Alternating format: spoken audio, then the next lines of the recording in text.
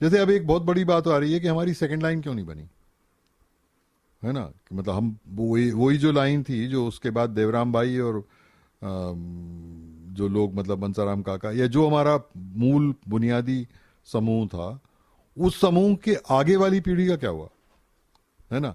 अब अगर आप ध्यान से देखें तो उस पीढ़ी में लोग तैयार थे, ऐसा नहीं था। आप जैसे यही लड़कियां, महेश भाई की लड़कियां, है ना, दीपू का उदाहरण ले लीजिए आप, या देवराम भाई की लड़कियां दोनों, संगीता और वो, तो ये सब लोग एक्टिव थे, मतलब ये पार्टिसिपेट कर रहे थे, ये आंदोलन को देख रहे थे अपने सामने, उनके सामने हो रहा था, उनकी मतलब जिसे कहते हैं आप कहावत में कि गोद में, आंदोलन की गोद में बड़ी हुई ये लोग सब।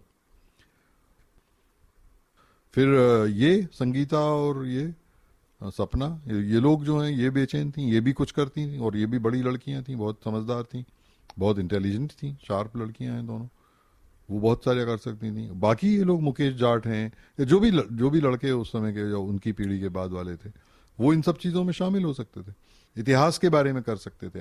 आप पूरे इलाके का इतिहास उन बच्चों से कहते, जैसे मैंने कोशिश की थी, जो मैं तुम्हें बता रहा था, एक कल भी बताया था मैंने, कि मुझे ये बात तुरंत लगी थी, क्योंकि मैंने जो जो एक बड़ा धरना भोपाल में हुआ था जिसमें अनशन पर गए थे 4 लोग, तो वो करीब 1 महीने 27 दिन का या ऐसे कुछ था। तो उस धरने में मेधा प्रमुख थी, और उसमें लोहारिया था, और सीताराम काका थे, और कमोजी जी थी, ये 4 लोग थे। तो हो क्या रहा था कि वहाँ रोज ही मेधा पर कुछ ना कुछ स्टोरी आ रही थी, बहुत अलग अलग प्रकार की, कोई टीवी वाला आके इंटरव्यू कर रहा है, तो कोई अखबार वाला आ रहा है, तो ये आ रहा है। तो मुझे ये हमेशा लगता था कि बाकी 3 भी तो हैं, उनका कहाँ है भाई नाम, उनको भी तो कुछ करो। बहुत टोटके की तरह हम लोग करते थे कि भाई प्रेस कॉन्फ्रेंस हो रही है तो चारों बैठ जाएंगे, और फिर हम कहेंगे कि नहीं नहीं अब आपको सीताराम भाई कुछ बताएंगे, सीताराम भाई जो है 4 कहानी उनकी बोल रहे हैं, वो तो फ्री भी नहीं है, जो उनको बोलना है वही बोल रहे हैं। वो लोहारिया से बोला कि तुम बोलो, तो वो कुछ उसने तय कर लिया कि ये बोलना है। तो इस प्रकार का नहीं, मगर वो इंडिपेंडेंट इंडिविजुअल भी हैं, आंदोलन का हिस्सा भर नहीं है वो, कैसे इस संघर्ष में शामिल हुए। तो ये विचार हमारे मन मेरे मुझे लगा कि ये करना चाहिए। तो मैंने जयश्री से, वो एक हमारी जो दोस्त है आंदोलन की कार्यकर्ता थी, जो अच्छा लिखती है, सुंदर लिखती है, वो भाषा उसकी बहुत अच्छी है, तो मैंने जयश्री से कहा कि चल तू अपन बैठे हैं तो ये तीनों पर जरा एक थोड़ा थोड़ा इनका जो है वो एक व्यक्ति चित्र बना, एक तैयार कर दे कि कौन लोग हैं, कहाँ से आए हैं, क्या उनका उम्मीदें हैं, क्या है ना, एस्पायरेशंस क्या हैं उनकी, क्यों। तो इस पर जो है सीताराम काका का, कमोजी जी का और लोहारिया का कर, मेधा को छोड़, तो उसने उन तीनों पर किया। वो करके हमने उसको टाइप वाइप करा के हमने वो राहुल जी को भेज दिया इंदौर। नई दुनिया उस समय सबसे बड़ा अखबार था। राहुल जी खुश हो गए, उन्होंने कहा बहुत सुंदर किया काम तुम लोगों ने, फोटो भेजो।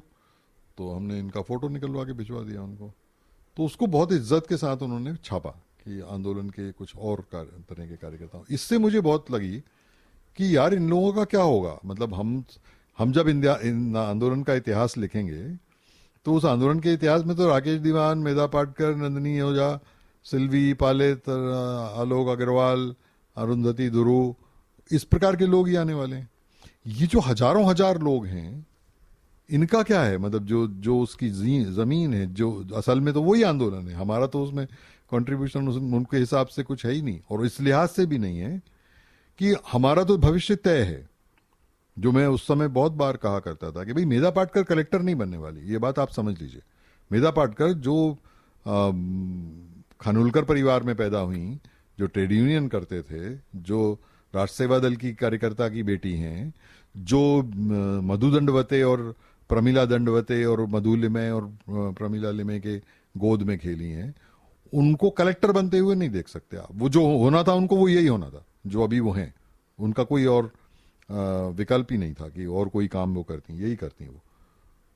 लेकिन कमोजी जी कर सकती थी। मुझे वो अनुभव बहुत याद आता है जब वो अनशन का जो मैं तुम्हें जिक्र कर रहा हूँ, उस अनशन के बाद जब ये लोग वापस गए, अनशन तोड़ने के बाद जब निमाड़ में गए, तो ठीकरी के बाद जो है वो लोगों का स्वागत हुआ। हमारे लोग जो आंदोलन में गए थे और जिनको ये अनशन पर जो बैठे थे ना उनके कारण, तो उसका तो जो ठीकरी के बाद सब लोगों का जो है नर्मदा घाटी में स्वागत हुआ। तो कमोजी जी पर फूल बरसाए गए। कमोजी जी फुक्का फाड़ के रोई भाई। उसने कहा कि मैंने कभी कल्पना नहीं की थी जिसका कोई सामाजिक आर्थिक हैसियत नहीं है अपने समाज में, वो आंदोलन से जुड़ी है तो उसके ऊपर फूल बरसाए जा रहे हैं। ये मेरे लिए बहुत अद्वितीय अनुभव है, ऐसा सोच नहीं सकती मैं। ये लोहारिया कहता था। लोहारिया की तो और ही अलग कहानी है, जो मतलब वो मैं कभी बताऊंगा आपको, बहुत ही कमाल की है। लेकिन लोहारिया सरी के लोग, है ना, सीताराम काका, ये लोग जो बहुत भावुक होते थे कि हमको इतना सम्मान मिलेगा, ये अभी कभी हमने सोचा नहीं था। हम आंदोलन का हिस्सा हैं, इसलिए हमको ये आदर और इतना मान हमको मिल रहा है। तो इनके बारे में कौन लिखेगा, इनके बारे में कौन बात करेगा? तो मुझे ये फितूर था, तो कहीं से मैंने कुछ पैसे ऐसे जुटाए और मैं गया। मतलब अब मैं उस समय तो मैं बहुत सारा टेक्नोलॉजी जानता नहीं था, लेकिन मैं एक साथी को पकड़ के ले गया, एक मित्र था मेरा वहाँ दिल्ली में। तो हम लोगों ने जाके वहाँ से एक टेप रिकॉर्डर खरीदा, जो कि इस प्रकार की बात को रिकॉर्ड तो करेगा ही, लेकिन जब हम ट्रांसक्राइब करेंगे तो वो स्लो ट्रांसक्राइब करता था। उसमें एक ऐसा डिवाइस था कि जब आप उसको ट्रांसक्राइब करेंगे तो स्लो चलेगा, तो आप उसको लिख सकते हैं, इतनी स्पीड थी उसकी। तो ऐसा एक टेप रिकॉर्डर मैंने खरीद के लाया वहां से, ठीक है।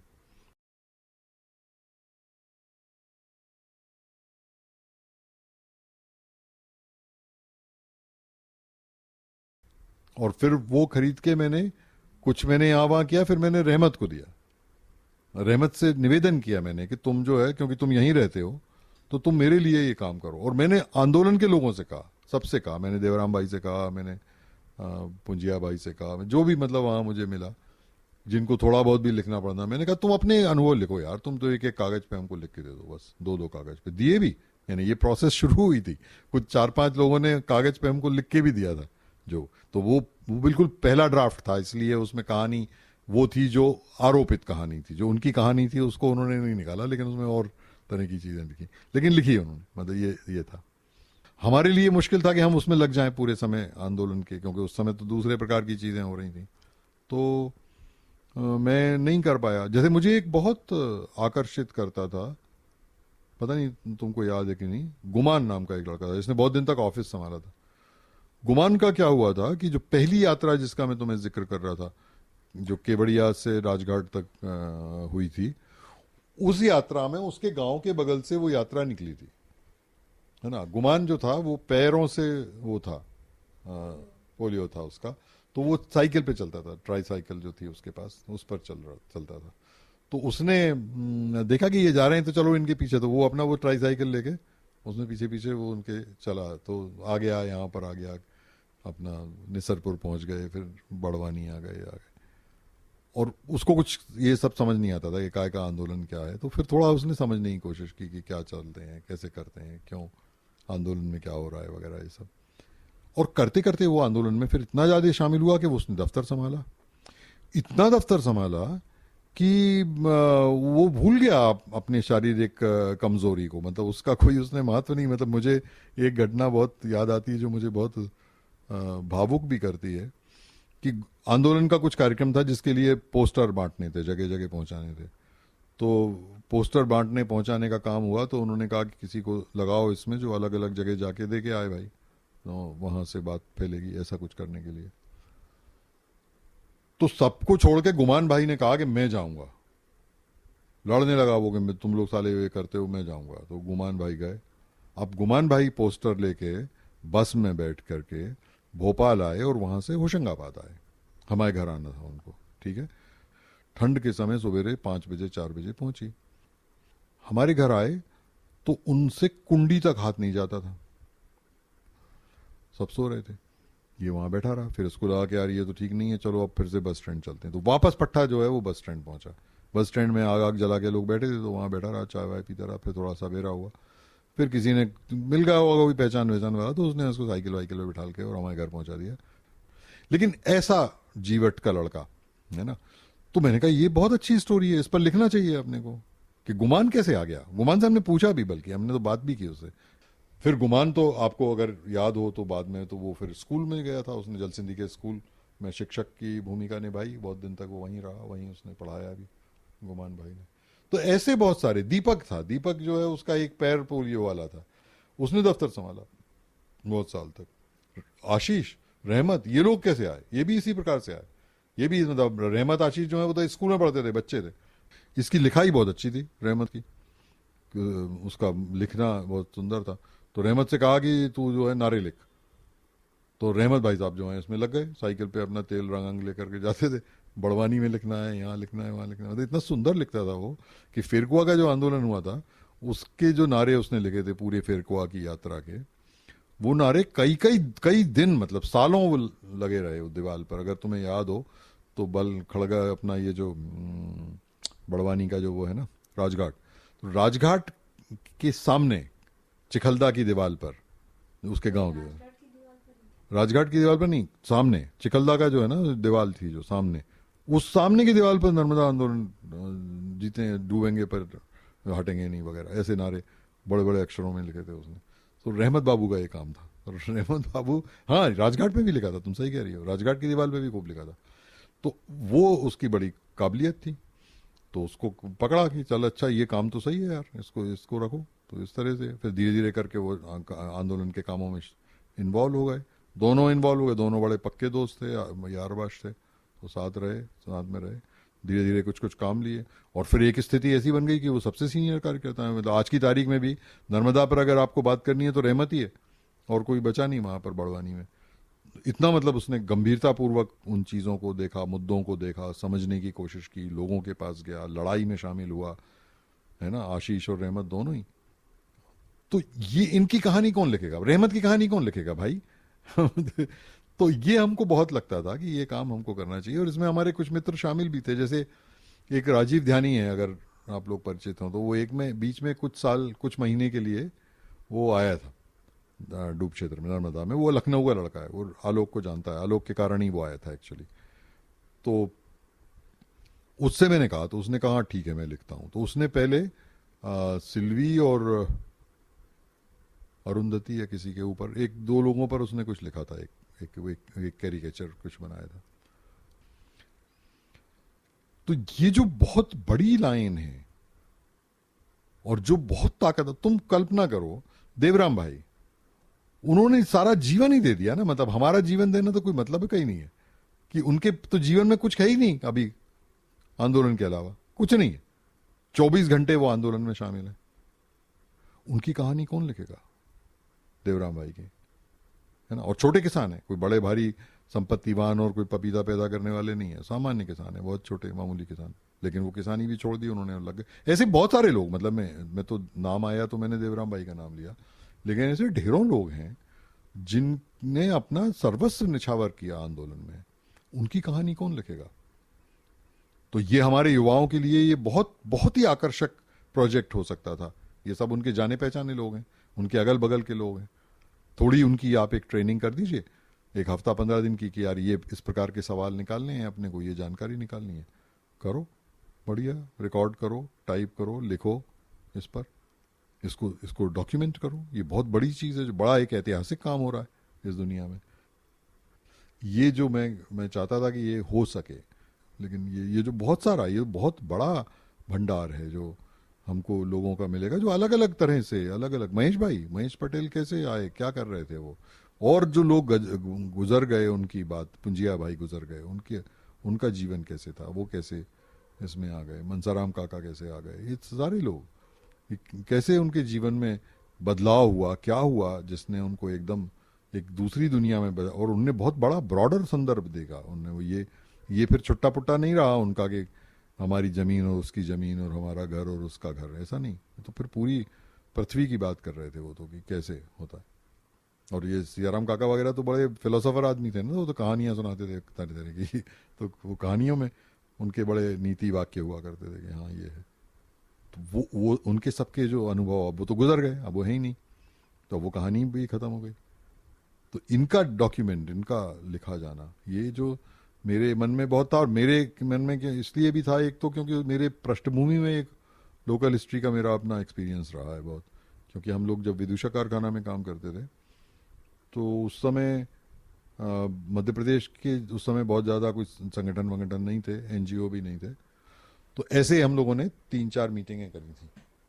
वो किशोर भारती में की थी, और विदूषक शहरोल में, अनूपपुर में की थी, ऐसी 3-4 जगह की थी प्रकार। उसमें बड़े बड़े हिस्टोरियन आए थे, उसमें डेविड बेकर सरी के लोग भी थे, उसमें सव्यसाची भट्टाचार्य आए थे जो सबऑल्टर्न हिस्ट्री की बात कर रहे थे, वो उस तरह के लोग आए। तो उसमें ये प्रश्न हमेशा खड़ा हुआ था कि भाई हम कहीं कुछ चीज़ें हैं जो मिसिंग हैं, और जो पीपल्स हिस्ट्री है, जो लोग कह रहे हैं, उस लोगों के इतिहास को कैसे हम देखेंगे, क्योंकि हम अभी जो देख रहे हैं वो तो असल में रूलिंग क्लास का देख रहे हैं, राजा रानी का इतिहास है। तो हम जो है वो जो लोग रहे उनकी दृष्टि से कैसे हुआ।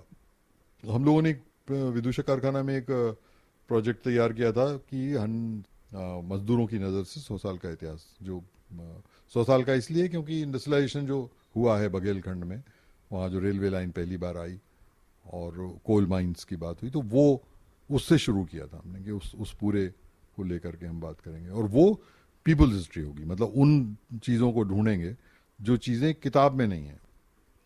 तो जब मैं वो काम कर रहा था, मेरे मतलब उसका मुखिया मुझे दिया गया था विदूषक कारखाने में, ये जिम्मा मेरे वहाँ थे। मुझे इंटरेस्ट भी था, इतिहास के काम में मेरा इंटरेस्ट था।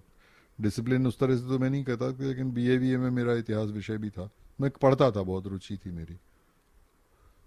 मैंने किया ये, मतलब मैंने बहुत सारा ढूंढा ढांडा, और इंडस्ट्रियल मतलब कई, मतलब उसमें कई अनुभव हैं हमारे।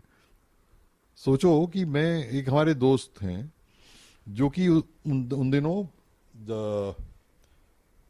इंदौर में प्रोफेसर थे पॉलिटिकल साइंस के, ठीक है।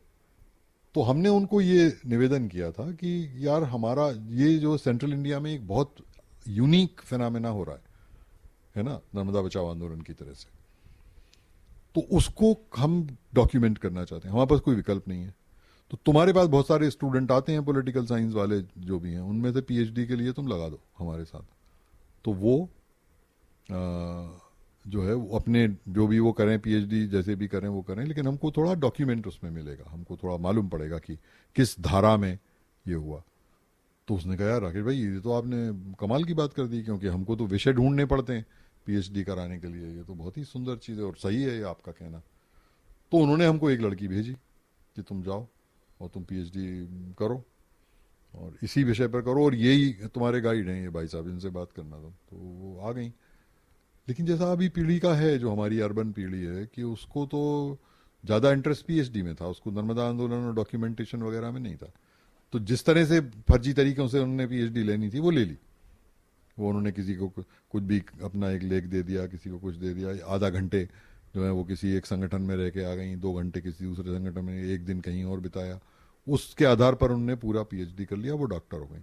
हमने फिर लोगों से कहा भी, हमने कहा तुम इसको हटा दो, तुम्हारे कम से कम लाइब्रेरी में मत रखना है इसको, क्योंकि ये कोई काम का नहीं है, इसमें कुछ नहीं समझ में नहीं आता, और इसमें कई असत्य चीज़ें भी हैं, तो इसलिए वो कोई काम का वो मतलब नहीं। वो हो गया, अब उनको मिल गई पीएचडी, जय हिंद, उनको जाने दीजिए। लेकिन वो कोशिश हमने की थी कि ऐसा कुछ लोगों का हो जो ये काम करें, जो आके पीएचडी करें या इस तरह का करें, तो नर्मदा आंदोलन पर कुछ डॉक्यूमेंटेशन तैयार हो। वो नहीं हो पाया, पीएचडी का भी नहीं हो पाया।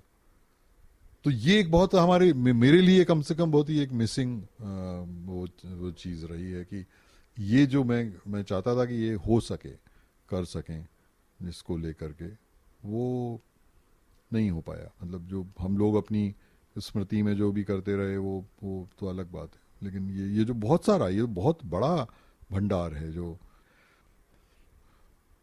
है ना। और तरह से भी मैंने कोशिश की जो कि नहीं हो पाया, कि वो जैसे मैंने कहा ना कि अब घाटी में तो कुछ भी काम करने का तरीका एक अलग ही प्रकार का है। हमने एक हमारी एक मित्र हैं राधिका, राधिका गणेश। तो राधिका गणेश और कस्तूरी, तो वो कस्तूरी बंगाल की हैं और राधिका गणेश जो हैं वो चेन्नई की हैं, मतलब तमिल महिला हैं, और वो काफ़ी पढ़ी लिखी हैं, इंग्लैंड वगैरह में पढ़ के आई हैं, ये सब उनका रहा। तो वो जो है चेन्नई में रह करके उनको लगा था कि अब ये बहुत सीमित हो गया और ये हो गया, मैं बाहर निकलती हूँ। तो वो फिर राजस्थान आई, और ये जो किसान मजदूर संगठन है ना, तो अरुणा और निखिल और इन लोगों के साथ, तो वहाँ उन्होंने बहुत लंबे समय तक काम किया उस संगठन में ही। फिर उसी संगठन में काम करते करते वो एक और उन्होंने छोटा सा जो कल्चरल संगठन था वो बनाया, जिसका नाम था एक पोटली रेत की। वो संगठन उनका वो भी कुछ उसकी कहानी है कि वो क्यों उन्होंने ये नाम रखा, लेकिन एक पोटली रेत की से उन्होंने वो कहानी शुरू की। और वो फिर उसको लेकर के उन्होंने बहुत सारा डॉक्यूमेंटेशन, मांगणियार पर कुछ काम किया है, ये किया है, वो किया है। तो वो हम मेरी उनसे बड़ी दोस्ती थी, तो आती थी यहाँ पर, आती हैं अभी भी आती हैं भोपाल, कभी जब आती हैं तो यहाँ मेरे साथ रहती हैं। उन्होंने कहा दादा मुझे नर्मदा पर बहुत आकर्षण है और मैं करना चाहती हूँ ये कि नर्मदा का ये किया जाए। तो मैंने उनसे कहा कि यार एक जो चीज़ जो मेरे दिलो दिमाग पर खटकी रहती है कि वो है कल्चरल हिस्ट्री, कि नर्मदा का जो सांस्कृतिक इतिहास है जो कि डूब गया है, उसको किसी ने डॉक्यूमेंट नहीं किया। जो जिसने किया था वो बहुत थोड़ा बहुत है, मतलब इक्का दुक्का, जैसे कि रमेश बल्लोरे ने कुछ किया। रमेश बल्लोरे ने एक पेपर लिखा था नर्मदा के आर्कियोलॉजिकल इसके ऊपर और इन चीज़ों पर, तो ये एक हिस्ट्री का एक वो था। या एक जो है वो आर्कियोलॉजी डिपार्टमेंट मध्य प्रदेश का है, उसकी एक रिपोर्ट है जो फर्जी रिपोर्ट है, जिसमें उन्होंने कहा है कि कोई चीज़ ऐसी नहीं है जिसको बचाया जाए, सबको डूबने दो। मध्य प्रदेश आर्कियोलॉजी ने लिखा था। फिर डॉक्टर ओटा थे, उन्होंने तो कुछ नया काम किया था, उन्होंने बहुत सारी चीज़ें निकाली भी थी उसमें से कि नर्मदा घाटी में किस प्रकार की चीज़ें हैं, और खासतौर पर सरदार सरोवर के क्षेत्र में। तो हमने कहा ये सब तो हुआ है बहुत एकेडमिक्स का, लेकिन लोगों के कल्चर का और उसके हिस्ट्री का, उनके जीवन का क्या है, वो भी तो निकलनी चाहिए ना। वो तो इंटरेस्टिंग है, वो बहुत इंटरेस्टिंग है वो कल्चरल लेवल पर। तो इसको डॉक्यूमेंट करने की बात, तो मैंने वो कस्तूरी को और उसको कहा था कि तुम लोग नर्मदा के क्षेत्र में करो। तब कोई एक कहीं से एक प्रोजेक्ट भी उनको मिल गया था, तो उन्होंने, लेकिन आंदोलन से उनको कोई मदद नहीं मिली। सरदार सरोवर के क्षेत्र में वो गई, उनको कोई मदद नहीं मिली। मैंने रहमत से कहा कि रहमत तुम थोड़ा कर लो, मेधा ने उनको टाइम ही नहीं दिया, उनसे बात ही नहीं की। रहमत से कहा कि तुम थोड़ी मदद कर दो, रहमत ने कहा कि आप जानते तो हैं मैं तो नहीं कर सकता, क्योंकि जब तक यहाँ से निर्णय नहीं होगा तब तक मैं नहीं कुछ कर सकता। तो उन्होंने अभी कुछ 3-4 साल पहले की, फिर उन्होंने कहा अब नहीं करते, हम क्या करें। तो हमने कहा तुम अगर नर्मदा का ही करना है तुम बरगी का करो, इसको छोड़ो। सरदार सरोवर में अगर नहीं हो सकता है तो बरगी का करो। तो खैर वो बरगी गई, किया उन्होंने बरगी का उन्होंने एक डॉक्यूमेंट बनाया है। जो जितना भी उनको मिला, राजकुमार से हमने कहा था कि हमने कहा तुम मदद करो, राजकुमार ने कहा हाँ ठीक है हम करेंगे। राजकुमार ने किया भी, उनके साथ वो घूमी भी, तो निकाला उनने कुछ थोड़ा बहुत जो भी था। परंतु ये प्रोसेस कभी भी इंस्टीट्यूशनल ढंग से नहीं हो पाई जो मैं सोचता था। और मेरे मन में ये बहुत था कि भाई आंदोलन के एक हिस्से की तरह ये चीज़ें होनी चाहिए, चाहे वो ऑर्गेनिक खेती की बात हो, चाहे वो कल्चरल डॉक्यूमेंटेशन का सवाल हो, कल्चरल हिस्ट्री का सवाल हो, है ना। और ये एनएपीएम से ज़्यादा कीमती है, ज़्यादा महत्वपूर्ण है। मतलब एनएपीएम में आप और एक मंच पे भाषण ले आए तो उससे मतलब नहीं है, ये ज़्यादा बड़ा है जिसमें आप बड़ी पॉलिटिकल प्रोसेस खड़ी कर रहे होते। आप अगर इस पर लगे होते तो हमारे पास निमाड़ और मालवा के क्षेत्र में एक ज़्यादा बड़ा राजनीतिक समूह होता जो एक समझ के साथ अपने इतिहास को, अपने समाज को, अपने दुनिया को देख रहा होता और उसके आधार पर निर्णय ले रहा होता, उसके आधार पर लड़ाई कर रहा होता, संघर्ष कर रहा होता। लेकिन अकेला जितना मैं कर सकता था, जो मैं तुम्हें कह रहा था कि अकेला मैं जो कर सकता था, जितनी मेरी क्षमता भी थी और सीमा थी, उतना मैंने किया। उससे ज़्यादा मेरे से मतलब ये संभव ही नहीं था कि उस पूरे स्ट्रक्चर में आप कुछ कर सकें, वो नहीं था ना। उस तरह की कोई डेमोक्रेटिक स्पेस थी कि भाई ठीक है तुमको अगर कुछ और करना है तो तुम करो, तुम कोई दुश्मन तो है नहीं आंदोलन के। लेकिन वो हुआ नहीं, मतलब वो प्रक्रिया, जिसका मुझे अफसोस भी है कि ये सब चीज़ें मुझे लग रहा था कि होनी चाहिए थी, करनी चाहिए थी हमको, और किया जा सकता था। मतलब ये कोई हमारे से बहुत दूर की बात नहीं थी, कोई बहुत बड़ी ऐसी चीज़ नहीं थी जो संभव नहीं थी, बिल्कुल संभव थी, बहुत आराम से की जा सकती, लेकिन नहीं कर पाए हम।